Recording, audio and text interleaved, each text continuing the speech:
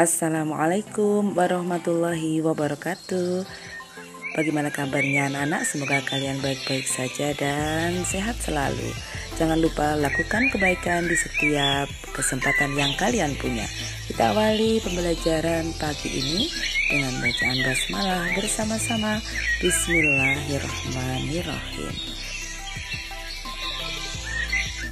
Bertemu lagi di pembelajaran tema 2 subtema 1 muatan IPA tentang ciri khusus pada tumbuhan. Adapun tujuan pembelajarannya yaitu yang pertama, siswa mampu menyebutkan macam-macam tumbuhan yang memiliki ciri khusus dan siswa dapat mengidentifikasi ciri-ciri khusus pada tumbuhan. Perhatikan ciri khusus pada tumbuhan bahwa di alam ini banyak tumbuhan-tumbuhan dengan habitat. Tentunya setiap makhluk hidup memiliki habitat yang berbeda, begitu pula dengan tumbuhan. Ada yang hidup di darat, di air, dan bahkan ada yang di daerah kering. Perbedaan ini menjadikan tumbuhan harus menyesuaikan diri dengan lingkungannya, tentunya yaitu dengan mempunyai ciri khusus. Nah, ciri khusus yang dimiliki tumbuhan tentunya bertujuan beradaptasi atau menyesuaikan diri dengan lingkungannya agar dapat bertahan hidup.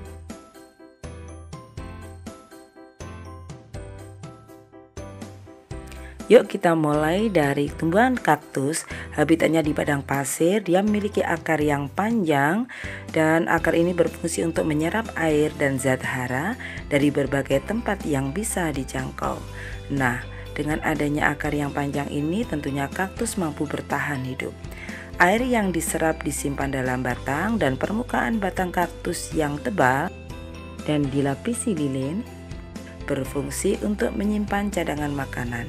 Daun kaktus yang berbentuk duri tentunya untuk mengurangi penguapan. Selanjutnya kita pelajari tentang teratai. Habitat di air, memiliki daun yang lebar dan tipis, berfungsi untuk mempercepat penguapan melalui stomata atau mulut daun. Akar teratai berada di dasar air dan memiliki batang dengan rongga kecil sebagai jalan udara sehingga teratai tetap bisa bernafas. Selanjutnya kita perhatikan kantong semar. Habitatnya di rawa yang rendah nitrogen dan mencerna serangga untuk memenuhi kebutuhan nitrogennya. Kantong semar memiliki corong pada dindingnya yang menghasilkan cairan manis berbau madu, tentunya tujuannya untuk menarik serangga. Dindingnya berlapis lilin membuat serangga yang mendekatinya akan tergelincir masuk, dan enzim tripsin pepsin yang dihasilkan oleh kantong semar mampu untuk mencerna serangga. Selanjutnya Rafflesia arnoldi, ciri khususnya mengeluarkan bau yang tidak sedap untuk menarik serangga yaitu lalat, dan serangga ini tentunya untuk mempermudah penyerbukan Rafflesia. Kita lanjutkan mawar. Tentunya mawar ini mempunyai ciri khusus, mempunyai duri atau spina, berfungsi untuk melindungi diri dari serangan musuh. Mahkotanya menarik untuk menarik serangga, dan serangga ini mampu untuk membantu penyerbukan bunga mawar. Apa pula dengan anggrek, ciri khususnya memiliki mahkota bunga yang menarik, dan mahkota ini tentunya berfungsi untuk menarik serangga. Ketika serangga ini dibutuhkan untuk anggrek, tentunya untuk membantu penyerbukannya. Selanjutnya Nana perhatikan gambar pohon bakau, memiliki akar napas yang berfungsi untuk mengambil oksigen di udara, dan ciri khusus lagi adalah bakau memiliki akar tunjang, bertujuan agar bakau tetap kokoh saat di lumpur dan bertahan saat ada kerasnya gelombang. Bakau ini tentunya berfungsi untuk mencegah abrasi pantai. Apa itu abrasi? Pengikisan tanah oleh air laut. Kita perhatikan bunga selanjutnya yaitu putri malu, mempunyai daun yang mudah mengatup saat disentuh dan memiliki duri yang tajam. Tentunya berfungsi duri ini untuk melindungi diri dari hewan pemakan tumbuhan. Jika tanaman ini dipotong, maka umbinya dapat bersemi, bahkan jika batang dipotong tetap bisa menumbuhkan, tentunya menjadi tanaman baru. Perhatikan bagaimana gerak dari putri malu saat kita sentuh. Setelah dia mengatup, beberapa waktu dia akan membuka kembali.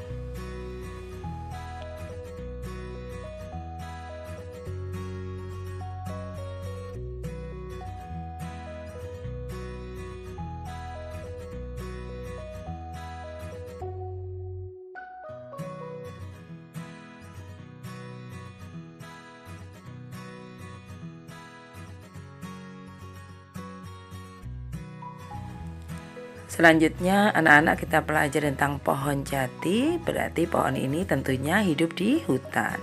Ciri khususnya menggugurkan daunnya atau kita kenal dengan istilah meranggas saat musim kemarau.